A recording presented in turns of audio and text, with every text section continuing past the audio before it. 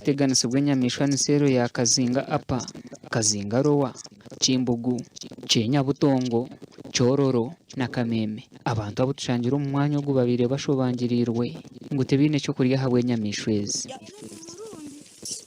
Wajya ngo turukujesha ngo bwezire ngo noburo konka turukugira ngo ushana tubone tukintusha.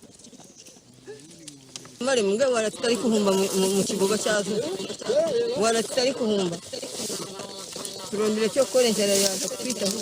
Ziha mu Misiri. Zirena zikutware. Kurungi munonga. Rere zikwinde basi.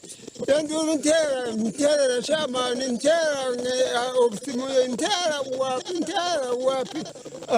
Yo muhanda gwasani guli nogu imihanda yena.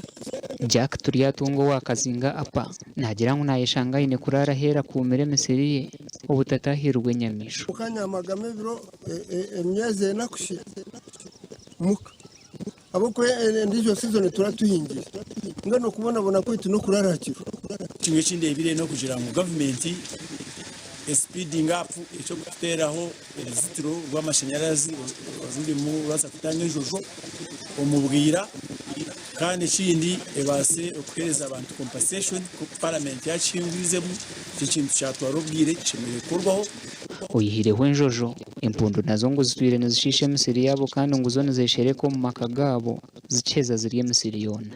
Gasha kwa Hweza Wilfred.